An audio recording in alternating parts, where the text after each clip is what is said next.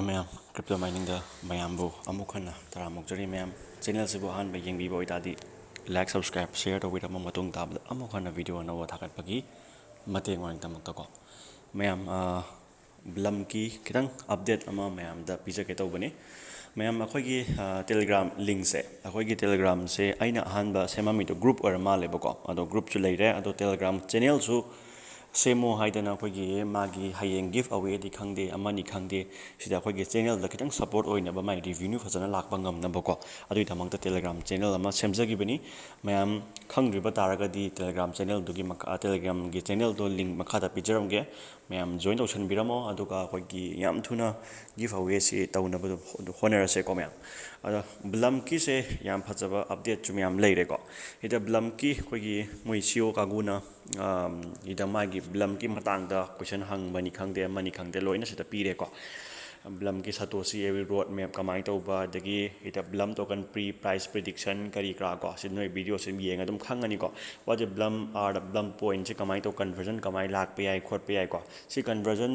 ꯃꯥꯅ ꯍꯥꯏꯕꯒꯤ ꯃꯇꯨꯡ ꯏꯟꯅꯁꯨ ꯑꯌꯥꯝꯕ ꯑꯩꯈꯣꯏꯒꯤ ꯃꯥꯒꯤ ꯕꯥꯏꯅꯥꯟꯁ ꯁ꯭ꯀ꯭ꯋꯥꯔꯒꯤ ꯋꯦꯕꯁꯥꯏꯠꯇꯁꯨ ꯕ꯭ꯂꯝꯒꯤ ꯂꯣꯏꯅ ꯃꯥꯏ ꯔꯦꯁꯤꯌꯣ ꯅꯨꯡꯗꯣ ꯂꯣꯏ ꯄꯤꯕꯅꯦꯕꯀꯣ ꯑꯗꯨꯗ ꯑꯩ ꯎꯠꯆꯒꯦꯀꯣ ꯑꯗꯒꯤ ꯁꯤꯁꯦ ꯃꯥꯅ ꯀꯩꯅꯣꯁꯤꯅ ꯑꯩꯈꯣꯏꯒꯤ ꯃꯥꯒꯤ ꯃꯤꯃꯤꯐꯥꯏ ꯀ꯭ꯋꯦꯁ ꯍꯥꯏꯗꯤ ꯕ꯭ꯂꯝꯁꯦ ꯍꯧꯖꯤꯛ ꯀꯣꯂꯥꯕꯔꯦꯁꯟ ꯇꯧꯕ ꯍꯧꯔꯛꯑꯦꯕꯀꯣ ꯃꯥꯒꯤ ꯃꯤꯃꯤꯐꯥꯏꯒ ꯄꯨꯟꯁꯤꯟꯕ ꯈꯣꯠꯆꯟꯕ ꯑꯗꯒꯤ ꯑꯇꯣꯞꯄ ꯄ꯭ꯔꯣꯖꯦꯛꯀꯁꯨ ꯌꯥꯝ ꯄꯨꯟꯗꯣꯔꯦ ꯃꯣꯏꯁꯦꯀꯣ ꯑꯗꯨꯝꯕꯒꯤ ꯚꯦꯔꯤꯐꯥꯏ ꯑꯣꯏꯕ ꯈꯔ ꯇ꯭ꯔꯁꯇꯦꯠ ꯑꯣꯏꯕ ꯈꯔ ꯂꯩꯔꯤ ꯃꯣꯏ ꯃꯁꯦꯟꯁꯦꯀꯣ ꯑꯗꯨꯅ ꯕ꯭ꯂꯝꯒꯤ ꯕꯦꯟꯒꯤ ꯆꯤꯇꯔ ꯑꯣꯏꯕ ꯂꯣꯏꯅ ꯁꯤ ꯑꯗꯨꯝ ꯃꯥꯒꯤ ꯇꯥꯏꯃꯤꯡ ꯑꯃ ꯄꯤꯗꯅꯁꯦ ꯁꯤ ꯇꯥꯏꯃꯤꯡꯁꯤ ꯃꯇꯨꯡ ꯏꯟꯅ ꯅꯣꯏꯅ ꯂꯣꯏꯅ ꯈꯪꯕ ꯉꯝꯃꯅꯦꯕ ꯌꯦꯡꯉ ꯕ꯭ꯂꯝꯒꯤ ꯚꯤꯗꯤꯑꯣꯅꯤꯀꯣ ꯃꯣꯏꯒꯤ ꯗꯥꯏꯔꯦꯛ ꯐꯥꯎꯟꯗꯔꯗꯨꯒ ꯄꯥꯎ ꯐꯥꯎꯅꯕ ꯍꯥꯏꯇꯥꯔꯦ ꯀꯣ ꯃꯥꯒꯤ ꯏꯟꯇꯔꯦꯛꯁꯟ ꯍꯥꯏꯇꯥꯔꯦꯅꯦꯀꯣ ꯑꯗꯨꯝ ꯈꯪꯕ ꯉꯝꯃꯅꯤꯀꯣ ꯑꯗ ꯁꯤꯗ ꯑꯩꯈꯣꯏꯒꯤ ꯃꯤꯐꯥꯏꯒ ꯕ꯭ꯂꯝꯒ ꯄꯨꯟꯁꯤꯟꯕꯒꯤ ꯑꯃ ꯇꯥꯛꯑꯦ ꯃꯤꯐꯥꯏꯁꯦ ꯄꯨꯟꯁꯤꯜꯂꯛꯏꯁꯦ ꯀꯩꯒꯤꯅꯣ ꯍꯥꯏꯕ ꯃꯇꯝꯗ ꯃꯤꯐꯥꯏꯁꯦ ꯁꯤꯁꯨ ꯋꯥꯟ ꯑꯣꯐ ꯗ ꯀꯩ ꯍꯥꯏꯅꯤ ꯋꯥꯟ ꯑꯣꯐ ꯗ ꯄ꯭ꯔꯥꯏꯖ ꯆꯥꯎꯕ ꯃꯈꯜ ꯑꯃꯅꯦꯕꯀꯣ ꯃꯣꯏꯁꯨ ꯋꯥꯈꯜ ꯃꯥꯟꯅꯕ ꯀꯥꯡꯕꯨ ꯍꯥꯏꯇꯥꯔꯦꯅꯦ ꯁꯝꯅ ꯍꯥꯏꯔꯕꯗꯀꯣ ꯑꯗꯨꯝꯕ ꯃꯁꯦꯟ ꯄꯨꯟꯁꯤꯜꯂꯛꯑꯒ ꯄ꯭ꯔꯥꯏꯖꯁꯦ ꯃꯆꯥꯗꯤ ꯑꯣꯏꯔꯔꯣꯏꯕ ꯀꯣ ꯃꯤꯐꯥꯏꯁꯨꯀꯣ ꯑꯗꯨꯅ ꯑꯣꯏꯔꯛꯑꯣꯏꯗꯕꯅꯤꯅ ꯄ꯭ꯔꯥꯏꯖꯁꯦ ꯑꯗꯨꯛ ꯃꯇꯤꯛ ꯑꯃꯒ ꯆꯤꯡꯈꯠꯅꯕ ꯍꯥꯏꯇꯥꯔꯦꯅꯦ ꯑꯗꯨꯃꯥꯏꯅ ꯆꯤꯡꯈꯠꯅꯔꯒ ꯄ꯭ꯔꯣꯖꯦꯛꯁꯦ ꯄꯨꯟꯁꯤꯟꯈ꯭ꯔꯒ ꯇꯥꯔꯗꯤ ꯄꯥꯔꯠꯅꯔꯁꯤꯞꯁꯦ ꯂꯥꯛꯈꯤ ꯇꯥꯔꯗꯤ ꯑꯃꯒ ꯄꯨꯟꯁꯤꯟꯅꯈꯤ ꯇꯥꯔꯗꯤ ꯄ꯭ꯔꯥꯏꯖꯁꯦ ꯌꯥꯝ ꯊꯨꯅ ꯍꯥꯏꯛ ꯇꯧꯕꯒꯤ ꯋꯥꯡꯈꯠꯄꯒꯤ ꯆꯥꯟꯁꯁꯦ ꯂꯩꯌꯦꯕ ꯑꯗꯨꯅ ꯊꯧꯑꯣꯏꯡꯒꯤ ꯄꯨꯟꯁꯤꯜꯂꯒ ꯁꯦꯝꯃꯛꯏꯕ ꯄꯣꯠꯅꯦꯕꯀꯣ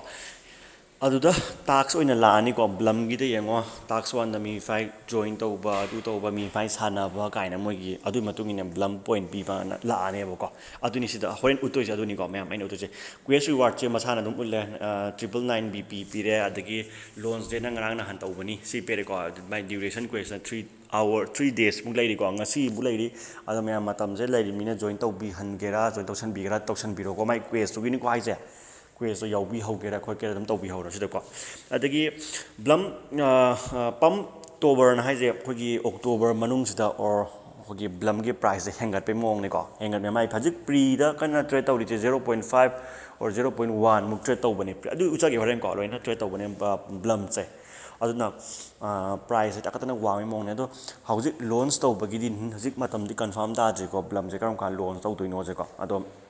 ꯃꯥꯁꯦ ꯄ꯭ꯔꯤ ꯑꯦꯛꯆꯦꯟꯖꯦꯁꯇ ꯑꯣꯏꯅ ꯑꯣꯔ ꯑꯦꯛꯆꯦꯟꯖꯇ ꯑꯣꯏꯅ ꯋꯥꯛ ꯇꯧꯗꯣꯏꯅꯤꯅ ꯃꯣꯏꯁꯦ ꯕ꯭ꯂꯝꯁꯦ ꯑꯗꯨꯅ ꯄ꯭ꯔꯥꯏꯁꯁꯤ ꯑꯗꯨꯝ ꯑꯩꯅ ꯈꯟꯕꯗ $1 ꯌꯧꯒꯗ꯭ꯔꯥ ꯑꯗꯨꯃꯛꯇꯤ ꯌꯧꯔꯣꯏꯀꯣ ꯑꯗꯣ ꯈꯪꯗꯦꯅꯦ ꯌꯧꯕꯒꯤ ꯆꯥꯟꯁꯁꯨ ꯌꯥꯝ ꯋꯥꯡ ꯂꯩꯌꯦ ꯕ꯭ꯂꯝꯁꯦꯀꯣ ꯑꯗꯣ ꯌꯦꯡꯉꯁꯤ ꯁꯤꯗ ꯃꯥꯏ ꯄꯣꯜ ꯈꯔ ꯄꯤꯔꯦꯀꯣ ꯁꯨꯃꯥꯏꯅ ꯄꯤꯔꯦ ꯌꯦꯡꯉꯁꯤ ꯕ꯭ꯂꯝꯒꯤ ꯕꯥꯏꯅꯥꯟꯁꯀꯤ ꯁ꯭ꯀ꯭ꯋꯥꯔꯗꯅ ꯀꯔꯤ ꯍꯥꯏꯔꯤꯒꯦ ꯁꯤ ꯌꯦꯡꯉꯁꯤꯀꯣ ꯁꯤ ꯕꯥꯏꯅꯥꯟꯁꯀꯤ ꯁ꯭ꯀ꯭ꯋꯥꯔꯅꯤ ꯕꯥꯏꯅꯥꯟꯁꯀꯤ ꯁ꯭ꯀ꯭ꯋꯥꯔꯗ ꯕ꯭ꯂꯝꯒꯤ ꯄ꯭ꯔꯤ ꯃꯥꯔꯀꯦꯠ ꯇ꯭ꯔꯦꯗꯤꯡꯁꯦ ꯌꯦꯡꯉꯣꯅꯦ ꯍꯥꯏꯌꯦꯁ ꯄ꯭ꯔꯥꯏꯁ ꯑꯣꯐ ꯕ꯭ꯂꯝꯁꯦ 0.5 ꯐꯨ ꯇ꯭ꯔꯦꯠ ꯇꯧꯋꯦꯕ ꯕ꯭ꯂꯝꯁꯦ ꯄ꯭ꯔꯤꯗꯅꯤꯀꯣ ꯍꯥꯏꯁꯦ ꯑꯗꯨꯗꯤ ꯋꯥꯡꯗ꯭ꯔꯣ ꯁꯤꯗꯤ ꯄ꯭ꯔꯤꯗ ꯁꯨꯃꯥꯏꯅ ꯇ꯭ꯔꯦꯠ ꯇꯧꯔꯒꯗꯤ ꯑꯗꯨꯅ ꯄ꯭ꯔꯥꯏꯁꯁꯦ ꯊꯣꯝꯃꯛꯀꯗꯧ ꯃꯥꯟꯕ ꯑꯩꯅ ꯇꯥꯕꯗ ꯀꯣ ꯁꯤꯅ ꯕ꯭ꯂꯝꯒꯤ ꯀꯩꯅꯣꯅꯤ ꯑꯩꯈꯣꯏꯒꯤ ꯕꯥꯏꯅꯥꯟꯁ ꯁ꯭ꯀ꯭ꯋꯥꯔꯒꯤꯀꯣ ꯕ꯭ꯂꯝꯒꯤ ꯄꯣꯠꯅꯦ ꯁꯤꯗ ꯃꯥꯅ ꯄꯤꯔꯤꯁꯦ ꯃꯥꯒꯤ ꯕ꯭ꯂꯝ ꯏꯌꯔꯗ꯭ꯔꯣꯞꯁ ꯑꯦꯂꯔꯠ ꯍꯥꯏꯗꯤ 75% ꯑꯣꯐ PPH 200 ꯃꯥꯒꯤ 100% ꯃꯥꯒꯤ ꯑꯦꯂꯣꯀꯦꯁꯟ ꯔꯦꯁꯤꯌꯣꯗꯨꯅꯤ ꯀꯣꯠꯂꯤꯁꯦꯀꯣ ꯑꯗꯨ ꯑꯣꯏꯇꯥꯔꯗꯤ ꯀꯥꯜꯀꯨꯂꯦꯁꯟꯗ ꯀꯃꯥꯏꯅ ꯁꯤꯌꯣꯔꯃꯛꯇꯤ ꯅꯠꯇꯦꯀꯣ ꯁꯨꯝ ꯑꯦꯛꯖꯦꯛ ꯃꯣꯏꯅ ꯁꯨꯝ ꯈꯟꯅꯕ ꯌꯥꯕ ꯉꯁꯥꯏꯒꯤ ꯑꯩꯈꯣꯏꯒꯤ ꯃꯥꯒꯤ CEO ꯀꯥꯡꯕꯨꯅ ꯍꯥꯏꯈꯤꯕ ꯈꯣꯠꯈꯤꯕ ꯑꯗꯨ ꯍꯥꯏꯗꯤ ꯑꯣꯏꯔꯛꯄ ꯌꯥꯕ ꯐꯤꯕꯝꯗꯨꯅꯤꯀꯣ ꯃꯌꯥꯝ ꯈꯟꯅꯔꯤꯁꯦ 1 ꯃꯤꯂꯤꯌꯟꯗ PPHꯇ ꯕ꯭ꯂꯝ ꯐꯪꯕ ꯌꯥꯔꯤꯁꯦ 75 ꯒ 7,50,000 ko admaina ko sumaina khar pire ba exciting karo sumai ko magi divided by 100 oidoni ko duga admaina pire sidi mai ratio high tam sure di nate ko adumai leire ko aduga Blum holder gi exciting news leire yam phajapam ko yawbani sida ko I utke tax ki do tax ki do si leire tan ko si noina claim to bi horo aina tax ki jo group ta thajagrab ne ko magi code ching do aduma claim to bi horo tu sida pire to Blum ki do hida yawri to ure ko si price what could be the high ko magi example Blum airdrop amount se ko kamaina holak ka dage hai base 3.75 million laire se hairase divided by 100 hairaka equal to 37,500 Blum mana sumai lak toine ko nangi lairi bagi amount ti matung ina yan tare ko what could be the listing price rumor suggested Binance and could Binance tabudi Blum the compulsory list tawni tum te inkhang 0.012 per token. Let's do some quick maths ko 75 or 0.6400 chawe has the Blum se the token ratio is out alert alternate calculation the command period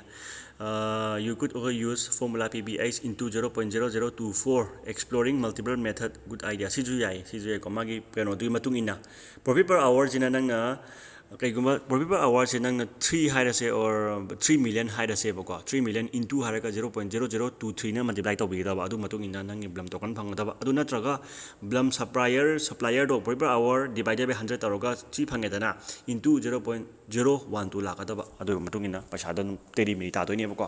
adu maina tawni Blum ki se ko oisu oine kham da Blum se chaw ne project se MemeFi ga ju bujan gre masa dum chawrok tam du sidi MemeFi di id mkhda na season 2 thok banga moy pi ri ngai da mayam gi tamak ta pi hau do ni kai taw le adu da di ani se phangna thangna airdrop lakani yengo poje MemeFi na thengda rai se ata gi nate MemeFi thengda rai se Blum ga punchal lage na thengda rai ni ai khange ba poje ai maram di leiti ba I khalle ba ka doi thengdai no du last moi ani se collaboration taw be oi le me poje adu ni ko maru oina lei adu di ani se thangna tholakani ko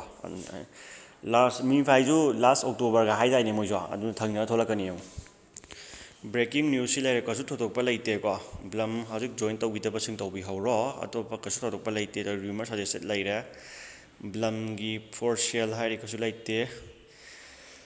hidai jo no official airdrop date confirm an hai ta sida do uraba officially oiba airdrop se confirm tadri ko delay swap se third quarter of 2024 and the third quarter high di ka tare October November ko maina oidoi ni ko August lack of update on Blum listing leire masane chumme to be I am the pre-sale high jabe wani ko yengasi a lot of Blum project market and details and listing the remain unclear to budi I am project to gon bani ne to participation Blum you generally full severance criteria leire ko adu budi Blum gi di loina my criteria se loina fulfill o hen bani habidi semdok te na my quest kai ka to adum tawdaba tim tawi atopa henjan hapjan bachu ko chu leite hadi hapjan ba hadi partnership ki wana ta ko atopa hena semdo ga du tawada to transition adu tawada to ta honde na Blum gi di ko mingon dagi yam I chupadi oide bako aduni moina haise ko sida haise adagi calculation to calculate your potential valuation you need to know listing to calculate your potential valuation you need to know the listing price example pire ko number of Blum token you hold sila ra siri khangeng ai ko calculation gi mtang da pire sina karino how to withdraw Blum telegram gi yare ko so pa leite October opportunity wait ko Blum da October last week da khama khang do male ko Blum gi se ko that's important sini Blum update hai se me amna ko to pa so leite ado Blum kita noina si ge no se ai uchara ke ba mako Blum gi si leire ko me ai uchara ke si gi ta earn section leire dana earn section chang ga MemeFi gi sequence se open tawra ka kai no na taw ta horo ba ko aduga si gi ju aina loina mayam da share dok jagram ni si gi project kamai claim tawni je ko adom ko to hapa claim tawsan biro ba ko adoni sina wallet che thodok ba samjan biro duga thodok pa leite Blum gi je ko ai hen ba ka su thabok tawni ga su leite Blum da ko update hai bu si ni thodok ba yam kan na di ꯍꯦꯛꯇ trending ꯑꯣꯏꯕꯃꯛꯇꯤ ꯅꯠꯇꯦꯀꯣ ꯑꯗꯣ ꯅꯛꯁꯜꯂꯛꯄ ꯀꯥꯟꯗꯗꯤ ꯈꯔ trending ꯑꯣꯏꯔꯛꯀꯅꯤꯀꯣ ꯑꯗꯨꯅꯤ ꯃꯌꯥꯝ ꯑꯩꯅ ꯕ꯭ꯂꯝꯒꯤ ꯃꯇꯥꯡꯗ share ꯇꯧꯖꯅꯤꯡꯉꯤꯁꯦꯀꯣ ꯐꯔꯦ ꯃꯌꯥꯝ ꯚꯤꯗꯤꯑꯣꯁꯦ ꯌꯥꯝ ꯁꯥꯡꯈ꯭ꯔꯅꯤ ꯂꯥꯏꯛ ꯁꯕꯁꯀ꯭ꯔꯥꯏꯕ ꯁꯦꯌꯔ ꯇꯧꯕꯤꯔꯝꯃꯣꯀꯣ ꯑꯗꯣ ꯇꯦꯂꯤꯒ꯭ꯔꯥꯝꯒꯤ ꯂꯤꯡꯛꯇꯣ ꯃꯈꯥꯗ ꯄꯤꯖꯔꯝꯃꯒꯦ ꯃꯌꯥꯝ ꯖꯣꯏꯟ ꯇꯧꯁꯟꯕꯤꯔꯝꯃꯣ ꯑꯗꯨꯒ ꯀꯩꯀꯩꯅꯣ ꯈꯔ ꯇꯥꯟꯅꯔꯁꯤ ꯃꯌꯥꯝ ꯊꯦꯡꯛ ꯌꯨ